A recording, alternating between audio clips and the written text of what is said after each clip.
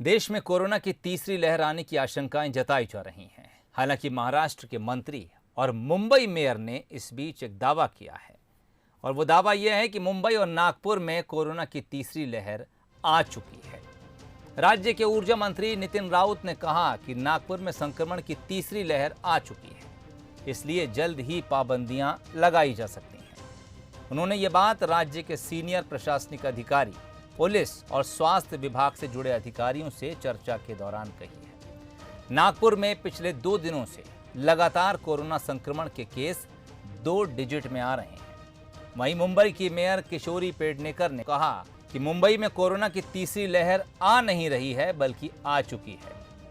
उन्होंने कहा कि वो गणेश चतुर्थी मनाएंगी, लेकिन अपने परिवार के साथ घर पर रहकर।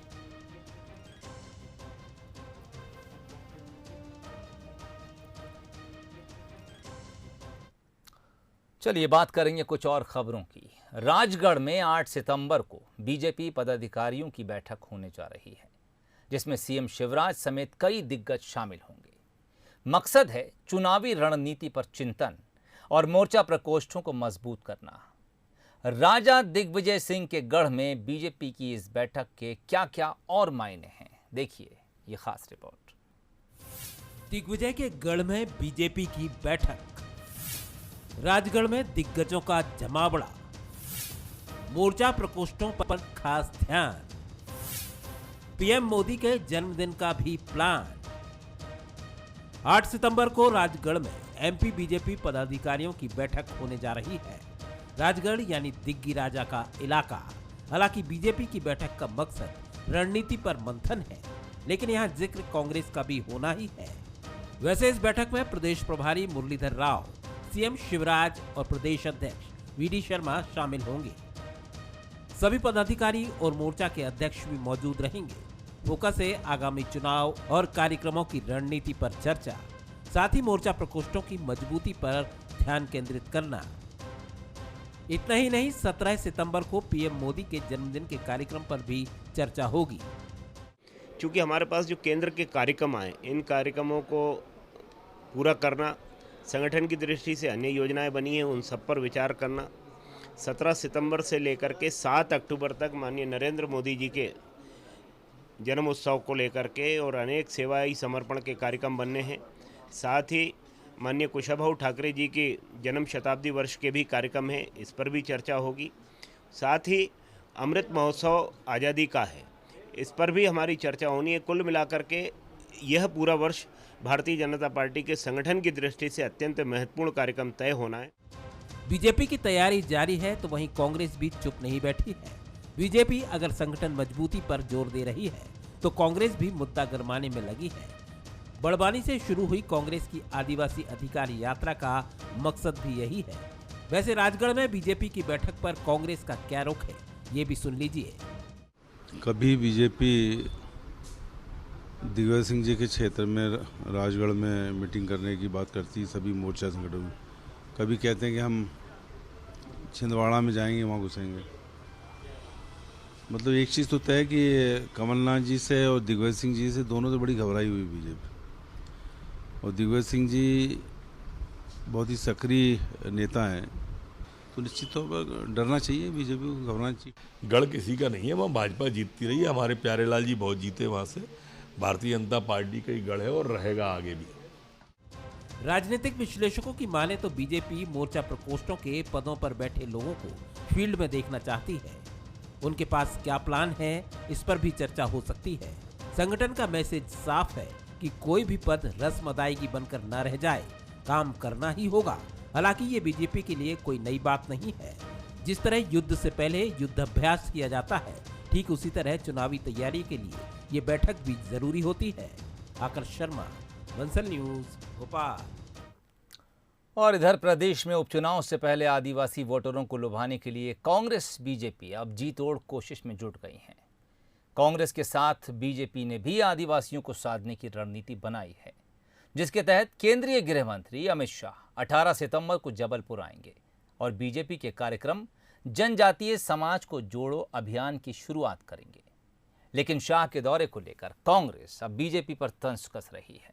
यानी शाह के दौरे को लेकर अब सियासत शुरू हो गई है। देखिए पूरी खबर। मध्य प्रदेश में 4 सीटों पर उपचुनाव होने वाले हैं और इसको लेकर सियासत का पारा भी धीरे धीरे चढ़ते जा रहा है। प्रदेश के दोनों ही प्रमुख दल कांग्रेस और बीजेपी इस समय आदिवासियों को लेकर अपने अपने एजेंडे तय कर रही है। इसी कड़ी में जबलपुर में भी 18 सितंबर को केंद्रीय गृह मंत्री अमित शाह का दौरा है। इसको लेकर बीजेपी तमाम तैयारियां कर रही है। अमित शाह जबलपुर के शंकर शाह और रघुनाथ शाह आदिवासी क्रांतिकारियों के हर साल होने वाले कार्यक्रम में शिरकत करेंगे, जहां वो बीजेपी के कार्यक्रम जनजातीय समाज को जोड़ो अभियान की शुरुआत करेंगे। कि भारतीय जनता पार्टी के पूर्व राष्ट्रीय अध्यक्ष और केंद्रीय गृह मंत्री, जिनके नेतृत्व में देश में ऐतिहासिक परिवर्तन हुए हैं, वे जबलपुर के प्रवास पर 18 सितंबर को आ रहे हैं और 18 तारीख को जब वो आएंगे तो विभिन्न कार्यक्रम उस दिन उनके होंगे। तो आज़ादी 75 पर एक कार्यक्रम तो जो होगा वो हमारे इस तरह जो जनजाति नायक हैं इन सब का स्मरण करते हुए इस पर एक विस्तृत व्याख्यान या विस्तृत भाषण माननीय गृह मंत्री जी का, माननीय मुख्यमंत्री जी का वो होगा। इन कार्यक्रमों से तय है कि बीजेपी आदिवासियों को अपने पक्ष में लाने और उनका भरोसा जीतने में कोई कसर नहीं छोड़ना चाहती। लेकिन अमित शाह के दौरे को लेकर महाकौशल में सियासत जोर पकड़ रही है। कांग्रेस का कहना है कि गौड़ आदिवासियों की यहां पर बहुत सारी विरासत है, जिसको 15 महीने की कमलनाथ सरकार ने समझा और इन विरासत को संजोने का काम किया। अब अमित शाह यहां आ रहे हैं तो उनसे उम्मीद है कि वो कमलनाथ सरकार की घोषणाओं को पूरा करने का वादा करें। संस्कार धनी जबलपुर का गढ़ा गोंडवाना क्षेत्र का हक बनता है कि यहाँ पर आएँ, बहुत सारी नई योजनाएं लाएं, परंतु साथ में मैं उनको एक बात जरूर याद दिलाना चाहूँगा। मुझे विश्वास है कि वो केंद्रीय गृह मंत्री हैं, बहुत बड़ा उनका राजनीतिक कद है। जो हमने इस आदिवासी क्षेत्र के लिए, संस्कार धानी जबलपुर के लिए, गढ़ा गोंडवाना के लिए जो कार्य स्वीकृत किए थे, बजट में हजारों करोड़ रुपए हमने सैंक्शन भी किया था तत्कालीन 15 माह की कमलनाथ जी की सरकार में, और उसका भी घोषणा कर दे माननीय अमित शाह जी। कुल मिलाकर ये पूरी कवायद उपचुनाव के साथ ही 2023 के विधानसभा चुनाव से पहले आदिवासी वोट बैंक को साधने की भी है। यही वजह है कि बीते रोज कमलनाथ ने बड़वानी में आदिवासी वोट बैंक को साधने के लिए सरकार पर जमकर हमला बोला था। इधर शिवराज सरकार भी आदिवासियों को रिझाने के लिए सरकार की योजनाओं के सारे पिटारे खोल रही है। अब देखना यह होगा कि आने वाले वक्त में आदिवासियों को रिझाने में कौन सी पार्टी कामयाब हो पाती है। कैमरा पर्सन सुरेंद्र पटेल के साथ अमित सोनी, बंसल न्यूज, जबलपुर। चलिए खबर अब गैर राजनीतिक है। खरगोन से खबर है, जहां लूट के आरोपी की मौत के बाद ग्रामीणों का गुस्सा फूट पड़ा। गुस्साई भीड़ ने बिस्टान थाने का घेराव कर हमला बोल दिया। इतना ही नहीं, थाने में पथराव और तोड़फोड़ कर पुलिस जीप को भी पलट दिया गया। पथराव में 3 पुलिसकर्मियों को चोटें भी आई हैं।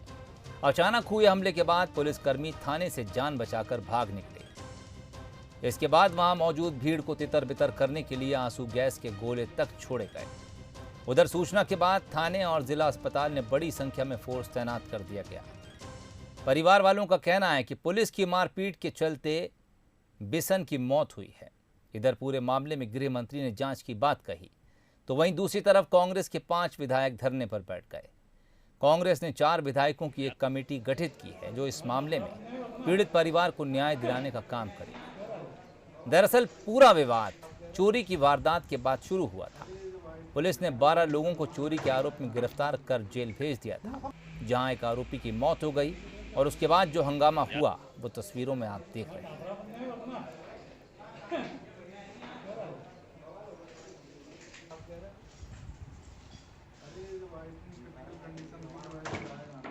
जबरदस्ती ठुकी ठुकी न मार आदमी का, जब बकरा बकरा जान से खत्म कर दे था हम का जमा पूछ से कौन काई नहीं मार आदमी कोई संभले नहीं, ये दाई पुटे रोवे मार आदमी। जाती है पुलिस प्रशासन की, खरगोन जिले नहीं पूरे प्रदेश के अंदर गुंडागर्दी चल रही है।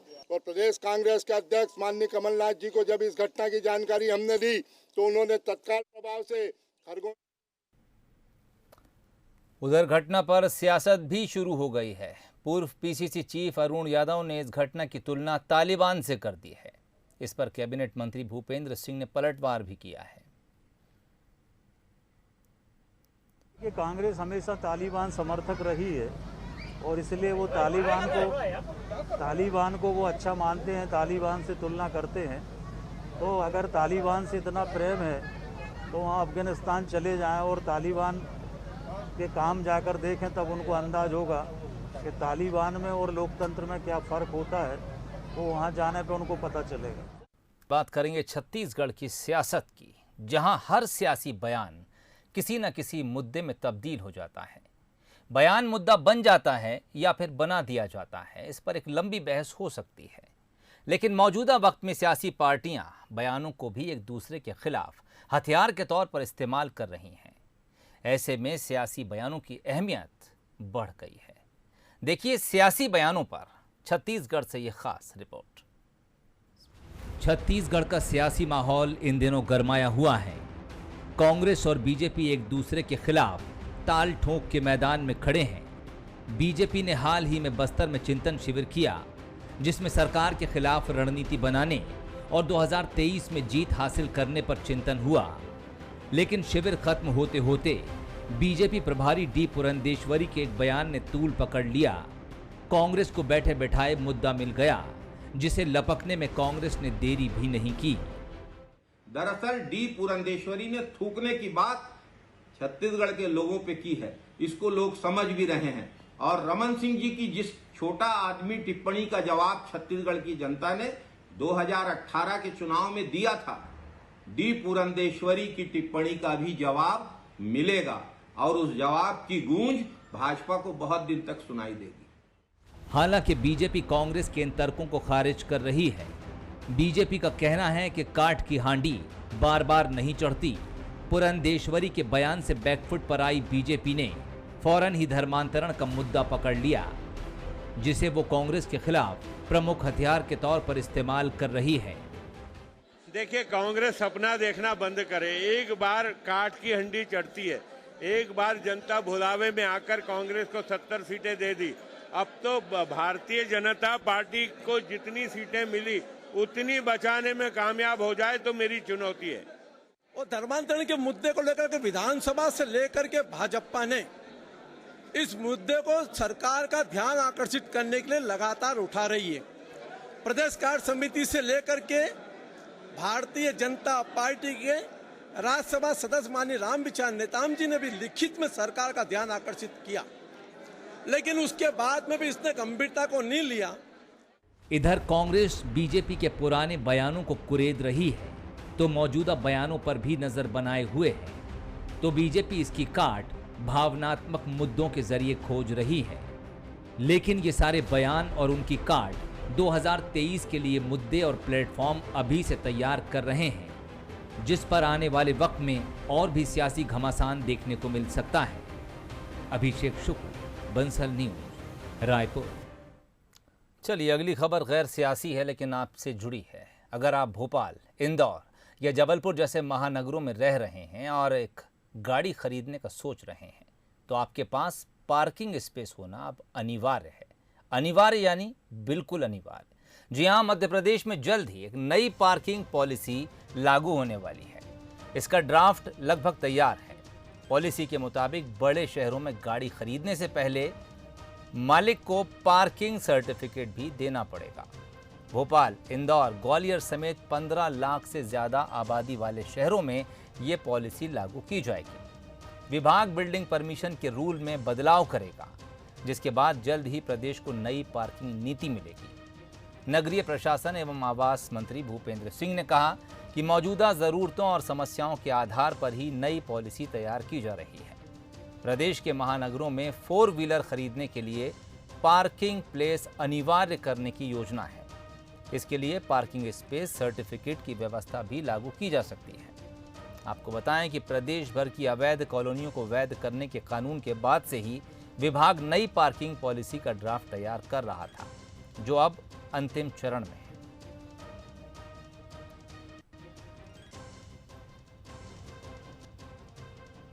15 लाख से ऊपर की आबादी के शहर हैं, वहाँ पर ही हमारी नई पार्किंग पॉलिसी लागू होगी और जल्दी ये पॉलिसी हम लोग लेकर आ रहे हैं और इसमें हमारे इंदौर है, भोपाल है, जबलपुर है, ऐसे बड़े शहर इस पॉलिसी के अंतर्गत आएंगे। अगली खबर इंदौर से है, जहां यातायात विभाग की एक अनूठी पहल इस वक्त चर्चा में है, जिसके जरिए इंदौर ट्रैफिक पुलिस आपके किसी खास दिन को कुछ और खास बनाना चाहती है। इसके लिए इंदौर वासी भी तैयार नजर आ रहे हैं। शहर के कई परिवार ट्रैफिक पुलिस के साथ जुड़कर एक विशेष संदेश देने में जुट गए हैं। किस तरह, देखिए पूरी खबर।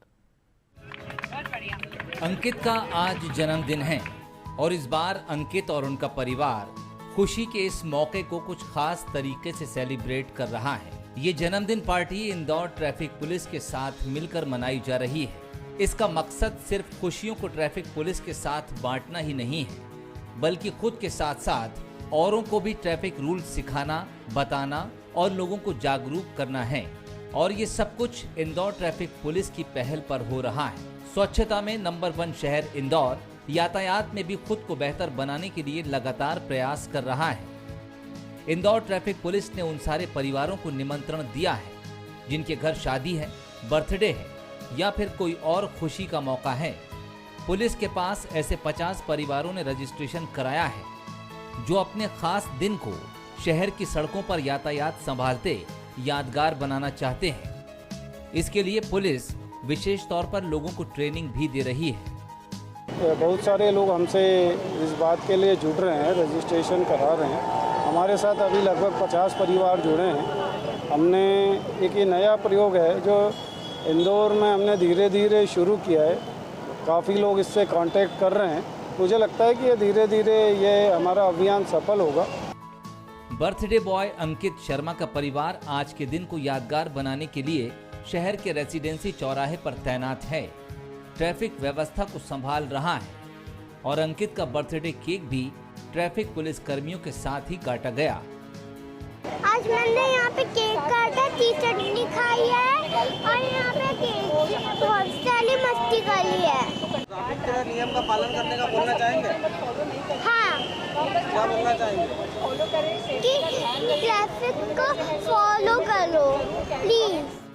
मौजूदा दौर में शहर चौतरफा जिस तरह से विकसित हो रहे हैं, उसी रफ्तार से सड़कों पर वाहनों की संख्या में भी इजाफा हो रहा है और ज्यादातर दुर्घटनाएं यातायात के नियमों को अनदेखा करने से ही हो रही हैं। ऐसे में इंदौर ट्रैफिक पुलिस की ये पहल अगर कुछ लोगों को भी जागरूक कर पाती है तो काबिले तारीफ है।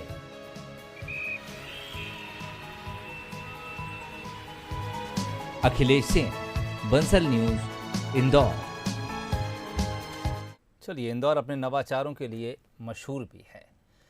टोक्यो ओलंपिक में भारत के खिलाड़ियों ने शानदार प्रदर्शन करते हुए कई मेडल्स भारत की झोली में डाले, लिहाजा अब इन खिलाड़ियों की ब्रांड वैल्यू भी बढ़ गई है और मेडल जीतने के बाद ये खिलाड़ी कई गुना तक महंगे हो गए हैं। इन खिलाड़ियों ने कई स्टार्स क्रिकेटर्स को भी पीछे छोड़ दिया है। चलिए आपको बताते हैं कि ओलंपिक के बाद कितनी बढ़ गई इन मेडलिस्ट की ब्रांड वैल्यू। सबसे पहले बात मीराबाई चानू की। मीराबाई चानू ने टोक्यो ओलंपिक में 202 किलो वजन उठाया, वेट लिफ्टिंग में सिल्वर मेडल मिला। जीत के बाद एक इंटरव्यू में मीराबाई ने कहा कि वो पिज़्ज़ा खाना चाहती हैं। डोमिनोज ने इस पर प्रतिक्रिया देते हुए उन्हें पूरी जिंदगी फ्री पिज़्ज़ा देने का वादा किया। साथ ही चानू के साथ एक कॉमर्शियल डील भी की है। फिलहाल चानू के पास कई ब्रांड्स के ऑफर हैं। इनमें स्टील, इंश्योरेंस, बैंकिंग, एजुटेक, एनर्जी ड्रिंक्स और ऑटोमोबाइल जैसे सेक्टर शामिल हैं। चानू की मौजूदा इंडोर्समेंट फीस 1 करोड़ रुपए सालाना से ज्यादा है। टोक्यो ओलंपिक से पहले ये 10 लाख के आसपास थी। नीरज चोपड़ा। नीरज चोपड़ा की ब्रांड वैल्यू में 10 गुना बढ़ोतरी देखने को मिली है। एक्सपर्ट्स का अनुमान है कि नीरज की सालाना ब्रांड इंडोर्समेंट फीस करीब 2.5 करोड़ रुपए है। ओलंपिक के पहले 20-30 लाख होती थी। फिलहाल नीरज ने Gillette, Exxon Mobil, Muscle Blaze के साथ करार किया है। पीवी सिंधु अगला नाम है। टोक्यो ओलंपिक के पहले भी पीवी सिंधु कई ब्रांड्स की फेवरेट रही हैं। सिंधु को मैनेज करने वाली कंपनी बेसलाइन वेंचर्स के यशवंत बियाला के मुताबिक कई नए ब्रांड्स ने सिंधु को अप्रोच किया है और कम से कम 2-3 साल का करार करना चाहते हैं। उनकी सालाना एंडोर्समेंट फीस में 60 से 70% की बढ़ोतरी देखी जा रही है। बजरंग पुनिया, ओलंपिक से पहले भी बजरंग के पास कई ब्रांड्स थे, लेकिन मेडल जीतने के बाद अब दर्जनों कंपनियां कतार में हैं। बजरंग पुनिया की ब्रांड वैल्यू में करीब 100% की बढ़ोतरी हुई है।